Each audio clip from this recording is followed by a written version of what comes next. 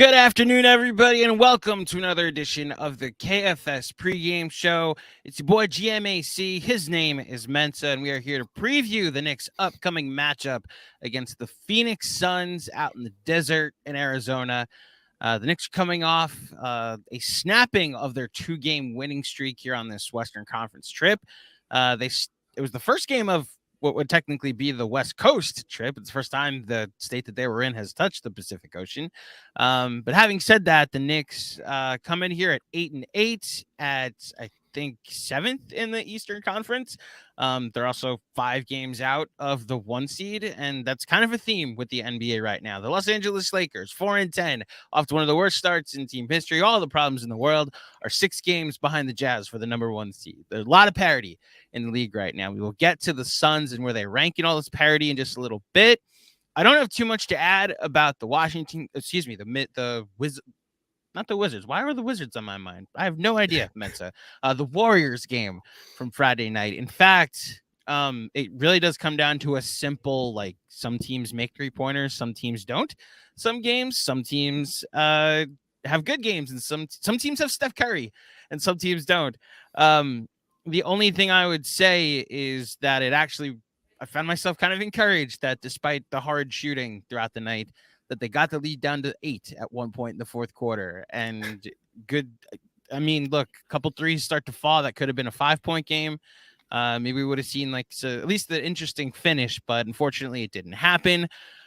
Much of the focus, both on pre and post, has been on the former number 3 pick in the draft, RJ Barrett. Mensa, you had a very passionate rant on the pregame show on Friday, which was then followed on the postgame show by a lot of concerned super chat comments, a grin from John that he's been saying this forever.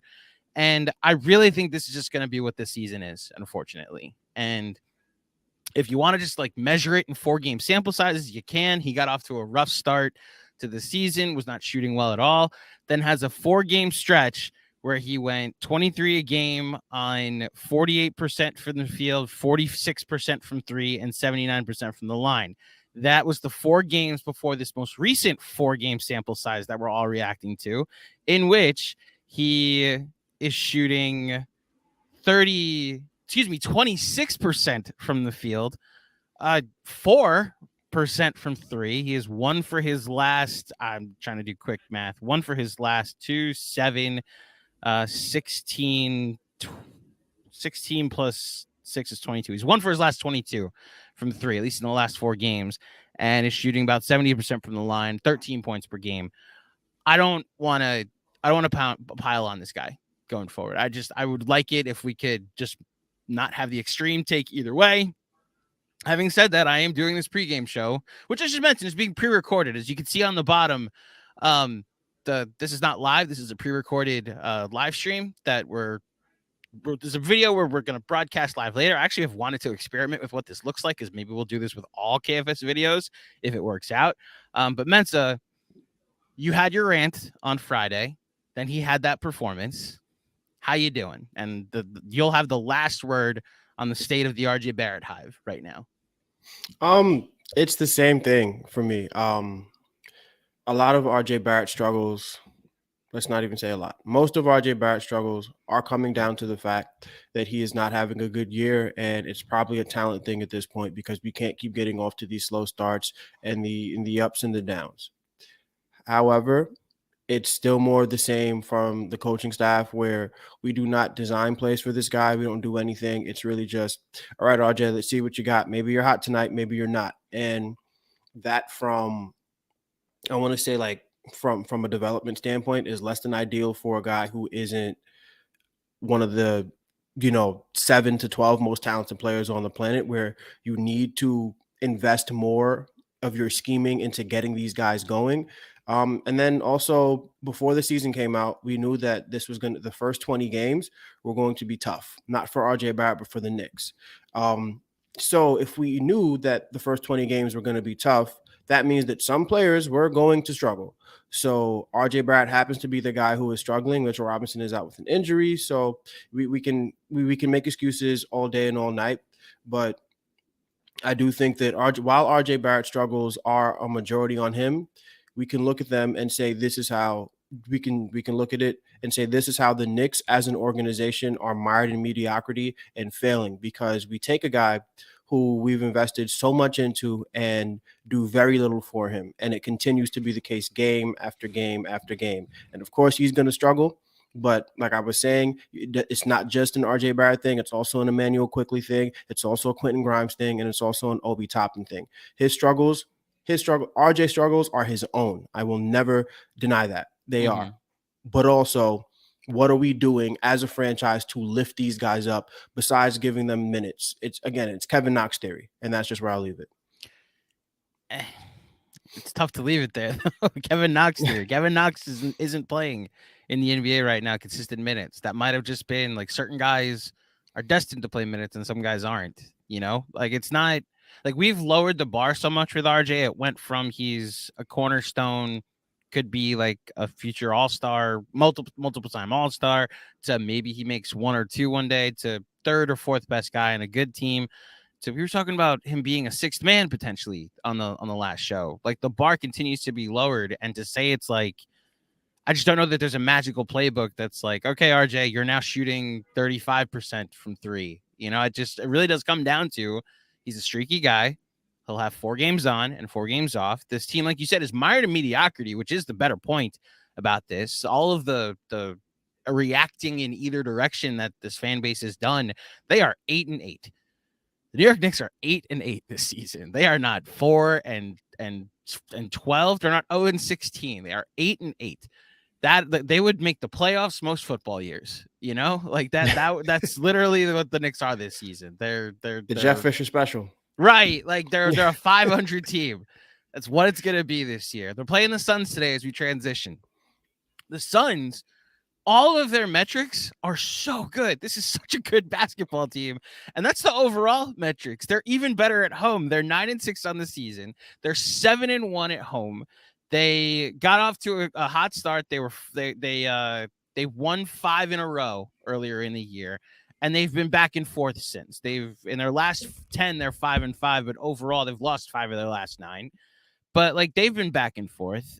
Devin Booker is averaging 28 a game on 48, 36, 89 splits. Mikal Bridges, important correction, is shooting 45% from 3 this year. Torrey Craig and Cam Payne are also shooting 43% from 3.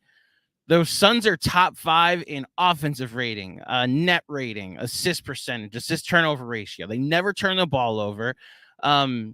As far as what they allow on defense, their opponents they allow the 6th fewest 3-point attempts. They force the 3rd most turnovers. They get the 4th most steals. They make the 4th best percentage from the free throw line. And the only thing that you like have them bottom 5 is they don't take a lot of free throws, and they allow a ton of threes, but they don't really go in. So they defend the 3 well, even though they allow a ton of threes. And they're like 26th in pace and 26th in possessions. That's the only thing they're in the bottom 5 in this season. And I just said all of that about a team that has one more win than the New York Knicks. Like that's the Suns. I'm not even confident about this game, but like the extremes in either direction, like this is an 8-8 basketball team. The fact that they've won 8 games already is actually pretty impressive. I say all of that, and where does that lead you into the Suns game as far as your confidence level?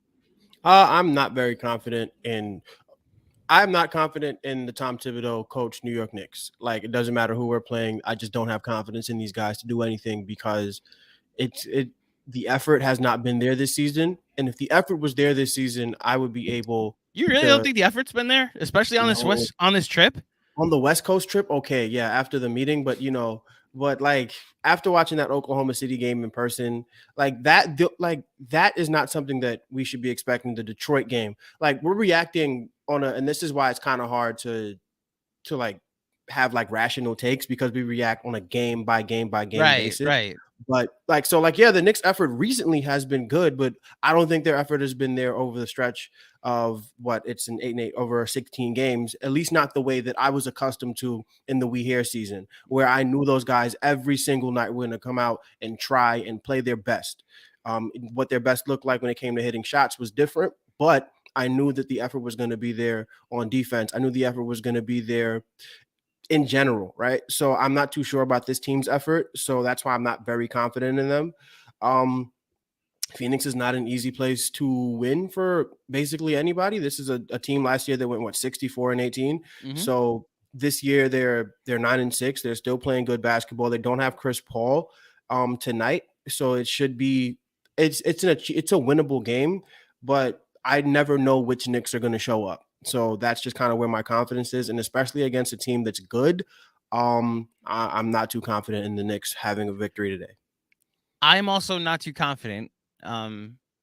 It's less, I got to be honest, way less about effort and Tibbs and all that stuff. One team is Devin Booker, one team doesn't. One team is Chris Paul, one team doesn't. The Suns are better, and it doesn't reflect in the standings. The Western Conference standings are hilarious when you look at them. First of all, the opponents that the Knicks have played on this West trip, they're 24-3 at home, 24-4 at home, and the only reason that's 4 is because the Knicks have added 2 losses to that. They're playing like they're only like the Jazz were undefeated at home coming into that game. The Nuggets were undefeated coming into that game. The Warriors were 7-1. The Suns are 7-1. So they're playing in these hostile environments. Like this wasn't supposed to be a successful road trip, and they might get out of it 3-2 depending on what happens Monday night in OKC. And I don't mean to write this game off as a loss, right? Because like things happen. I'm not confident. I agree with you because of how good the Suns are. The Western Conference standings.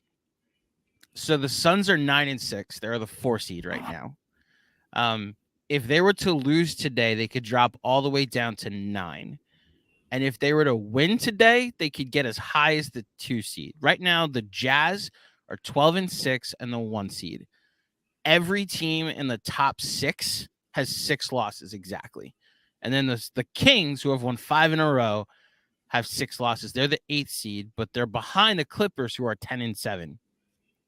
The Warriors, who we saw the other night, are 7-9, which is like they haven't won a road game yet this year, and they're 7-9. They're 4 games behind the Jazz for the 1 seed. The parity in this league, man. We've got a new sponsor that's on the podcast feed, ExpressVPN. That's going to give you a promo code to listen to check out out-of-town games with a discount through League Pass. I can't plug it on YouTube because they don't pay me to do it, but I kind of just did. If you want to go find that promo code, go listen to the podcast later, go ahead. I highly recommend, just as like a personal note, go check out League Pass and watch some out-of-town games. This is bulking up off the court storylines aside. This is bulking up to be one of the more entertaining basketball seasons, like pure basketball seasons. Some trivia, Mensa. So, including this year, Devin Booker has scored 7,518 points over the past 5 seasons. So it's the previous 4 and this one this year. He's one of 8 players who has scored 7,000 points in that span. Do you know? Can you try and name the other 7? And give me the span again between when and when. So it's the past this season and then the previous 4. So since 2018-19, the year that the Knicks won 17 games. Scored a lot of points. Let's go Durant. Kevin Durant is not on this list. Again, he missed the whole season in there. So, and has barely played the last 3. But he's been on fire. This season in particular, he might catch up Durant, really quick. Let's go LeBron James. No, he missed a bunch of time. That's the thing. Again, yeah, these guys are missing a lot of time. Okay, so there's 2 obvious ones that when you say them, you're like, oh, duh. Think of the current MVP race. Oh, of course, Steph Curry. No, Steph missed like a bunch of time. My goodness, why is everybody missing time? Okay, Luka Doncic. Don't let me push a ladder out of your way. Let's go Luka. Let's go. Luka's correct. He's got 7. Let's go Giannis. Giannis is correct. Giannis is number 1 at 7,924. Okay, we got Giannis. We got Luka. We got Booker. Let's go Jason Tatum. Jason Tatum is last on this list, but he just passed it in his last game. He's got 7,013. I am not good at trivia. You're good. You just got 3 in a row. I just give you a bunch of lifelines is all. I want to say James Harden, but I know he's also missed James time. Harden's so correct. Hasn't missed a ton of time. He's just always out of shape. This season's the only real season that he missed time. Don't forget, there's 2 seasons in there where he finished runner-up at MVP. 7,866 points. He's second. I should mention Devin Booker was third on this list. So you're missing number 4 and number 6. One is a 2-time MVP. Why is my brain not working? He's the reigning 2-time MVP. Reigning 2-time MVP. Of course, Jokic. And the other one, Knicks fans feel a type of way about him. Trae Young. Like all of this talk about Luka, and it's all warranted how good Luka is. Trae Young, more points in the last 5 years than Luka Doncic. So that doesn't surprise me at all. It doesn't either. The usage that he commands, and this season might not want to have the usage he commands. You know, I said this on Patreon. Trae Young has got a lower effective field goal percentage than RJ. He's been horrible this season. That's not good. It's not. The volume's there, and like the impact. If XJ were here, he'd be like, yeah, but he impacts a game more than anybody else. I'd argue he's impacting it the wrong way, especially when you have the other end of the floor. So that's your trivia for today. Got to come up with a fancy. People in the comments when you watch this later, come up with a name for the trivia segment. I'm going to try and come up with something trivia related for the guys on each of these shows. But that does lead us to go into our segment each game, where we try to predict the future. And it's even more so because this game doesn't start for hours for us from now. For you guys, it's the next half hour. It's time to play a betting and sweating, presented by the fine folks over at WynnBet. Download the WynnBet app or visit www.wynnbet.com to start betting. Sign up today to receive a special offer. You bet $100, you win $100. Download Bet Win. That's wynnbet.com, WYNNBET. Mensa, the line for today. As of right now, we're recording this. It is 10:25 a.m. Eastern Standard Time. The Knicks are +6. There is no money line available right now. I don't know why they wouldn't be available right now. If you had to guess, if you had to predict the money or bet on a money line, I think it'd be something more than 2-1, like 220. I would put it at. I think at +6, you're probably looking at something between like +150 and +190, but 220 sounds about right. Yeah, nothing. If it was, it can't be anything like. At like +225 and up, I don't see that happening because the Suns don't have Chris Paul. Oh, the Suns don't have Chris Paul. Good point. Okay. So that actually does affect. That's probably why we don't have a money line for today. Yeah. Then it's also why we don't have any Chris Paul lines. That makes a ton of sense. So I'm going to it now. The 3-pointers for today. I mentioned the Suns give up the 4th most 3-pointers in the league. Yeah, they're no, excuse me. The Suns defend the Suns defend the 3-pointer second best among everybody in the NBA. You know what? I did it wrong again. The Suns defend the 3-point line the second worst amongst everybody. They're 29th in 3-point percentage allowed this season. So I almost a decent amount of volume.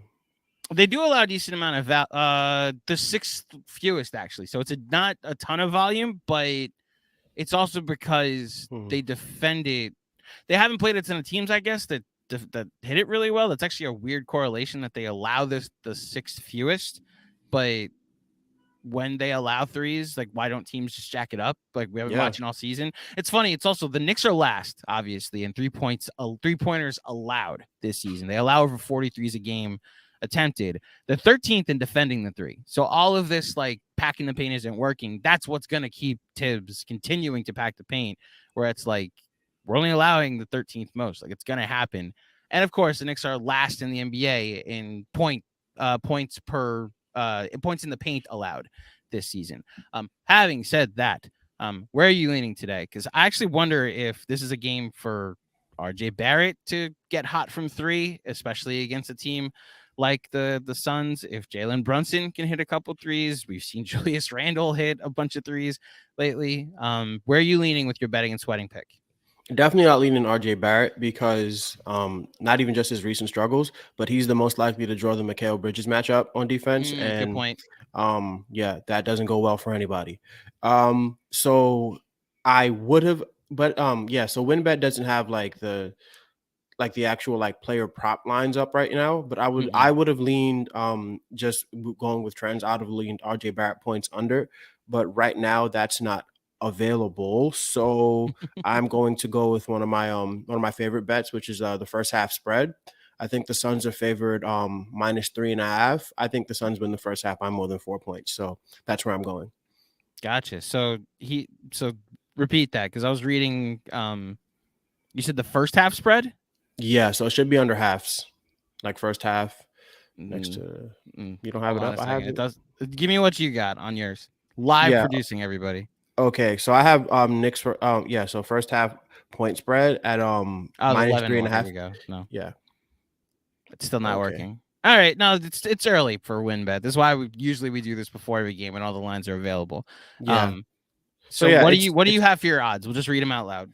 yeah, so I'm taking Phoenix Suns first half -3.5 at -110. Okay. -110 for the Phoenix Suns. XJ is going Mikal Bridges, 3-3-pointers, 2+ 3-pointers. So at least 2 3-pointers from Mikal Bridges. I was laughing, by the way, so hard when Draymond hit that 3 on Friday night because Oh man, our guys props hit look good. 5 3-pointers this season, And he hit and the sixth one against the Knicks. no, that was the fifth. Oh, that was the fifth one. That was Oh, the fifth nice. one. That's what I'm saying. Sean gets lucky and is like Draymond against any team. It would definitely be the Knicks that he hits 3. Apologies everybody for the sloppiness. We're trying to produce and work with some limited lines on the fly. XJ is going 2+ Mikal Bridges 3-pointers. The line isn't available here, but he's showing a I have it right screenshot. here. Oh, It's you right do there. have it. So it's 2 Yeah. Mikal Bridges. Oh, I'm stupid. It's literally right in front of me. Plus 120. So that's where he's going with his. I am always going to go to the player combos. No Cam Johnson. So who's guarding Julius Randle in this game? I want to say Torrey Craig. Torrey Craig is going to guard Julius Randle. Yeah. I'm leaning Julius, if I could find it. Points, rebounds, assists. Am I wrong to assume a good Julius game today? Will he see Cam Johnson's team's jersey and go nuts in this game? I think Julius Randle on the West Coast plays well. So you're never crazy for taking Julius Randle in Arizona. I'm looking at these lines though, 35 points, rebounds, and assists for Julius. That would have to be like a 25, 5-5 game on average, or That's like not 27 and 8, which isn't nuts. But the way I look at like gambling is if I don't believe a guy can like shatter the line, then I probably won't take it because it normally ends up being sweaty anyway, but I like to avoid the sweat. So at 35, that feels like Julius is, I want to say, like the best he can do on the road in Phoenix, unless he goes for like 31, 11, and 8, and I look like an idiot. But I don't really like that line for Julius Randle today. If anything, I would take By the way, player props are now available on WynnBet. Yeah, and I think the under for I think it's 19.5 points for RJ Barrett, which is way too high for him right now. I would probably take the under, but I did already commit. Do you want to switch? Do you want to switch to the under for RJ? I'll allow you to. No, I'll commit. I'll commit to okay. I just don't think the Knicks the first half money line? Yeah, first half point spread. Point spread. So it's 3.5. Okay. So you got -110 for that. Yeah. Okay. And what were you saying? Just finish the loop on Julius. That's a good principle. Unless the guy's going to shatter the line, then it's not smart to try and do that. Yeah, so I would probably stay away from it and go with something like Torrey Craig threes or something because we don't know where Julius's effort is going to be defensively, and taking corner threes against the Knicks has been a very, very profitable strategy this year. So Torrey Craig, who I mentioned, he's only taking 3 threes a game is the only issue I have, but he's making 42.6% from 3 on the season. He also hit 3 against Golden State and Utah. That's true. Where's his volume? Yeah, and then in the last games, he's had 6 3-point attempts, and he's had 5. He's 6 and 5, so he's attempted 11 threes in the past 2 games. Last 5, he's attempted 4.2. If a guy's shooting more than 4 threes against the New York Knicks and he's not a ball handler, he might hit a lot. So, I kind of like Torrey Craig threes today, but I mean, I already committed to my line. You also might have given me mine. I'm going RJ under in points, under 19.5. And you know It's a what? great strategy. Why do I hate RJ Barrett? I'm the person that will get his season turned around because I took the under. He's gonna go off for 30 today. But So I'll I take think it's a smart RJ under in strategy. points. His last 5, he's averaging 16.2. For the season, he's averaging 18.3. Giving a guy a line over his points per game average on the road against a good team, just like I don't understand why Vegas would give you that line. But And I that think last 5 you just mentioned, that includes a 30-point game against Detroit. His last 4 are even worse. On yeah, this, on the yeah. Oklahoma City game in the last 3 games. 4 points, 18 points, 11 points, 18 points. Yeah, Like 12.8 a game on 26% from the field and 5% from 3. Yeah, that looks like free money to me.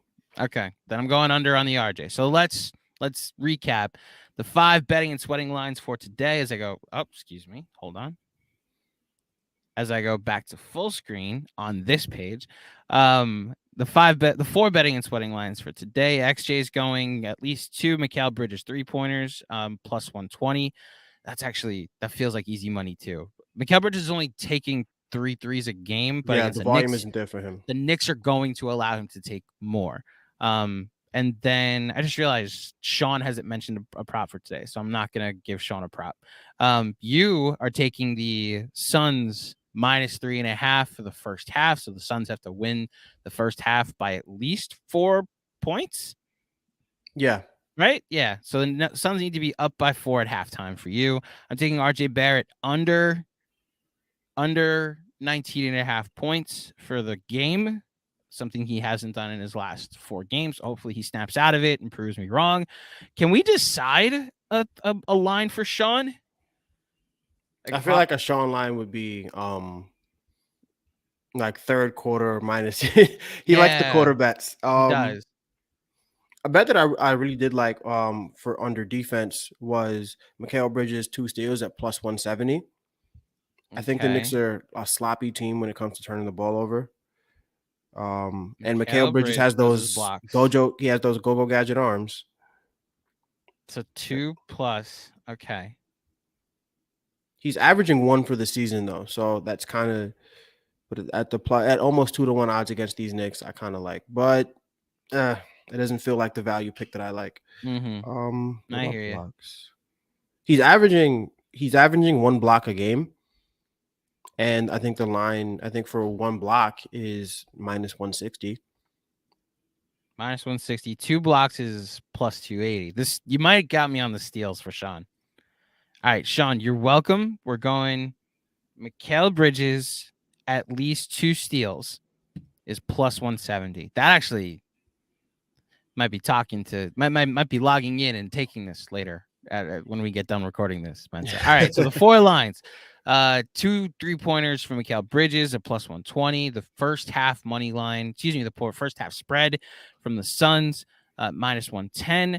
RJ Barrett under in points at minus 125, and at least 2 steals from Mikal Bridges at plus 170. Those are our betting and sweating picks for today. The parlay on all 4 is plus 1941.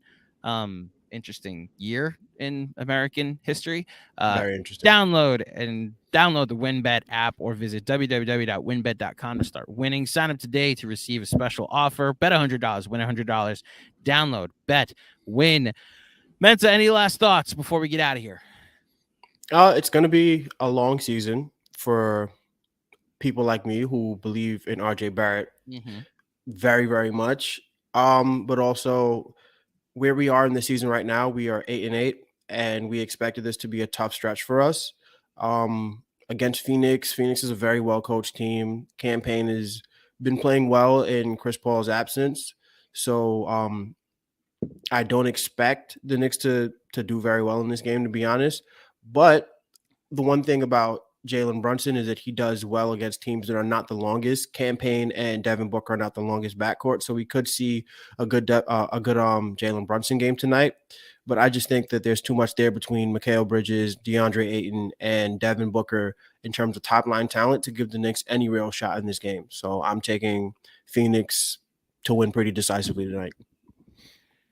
Can't say I disagree. As much as I'd love to be like the Knicks are gonna fight and win, the thing I've noticed about the 8 games that they've won and the 8 games that they've lost, every game, if the other team either has the best player on the floor or the guy that would be the best. So let me say this clearly. If the other team either has the best player on the floor, the Knicks lose, or if the other team is supposed to have the best player on the floor, but that person is out, like LaMelo, Jokic, Embiid, you name it, the Knicks haven't won. So if the Knicks have either had the best player on the floor or the other team would have had the best player, but that person's out, they win. That's been their season so far. They had the best player against both Detroit games, against the Sixers.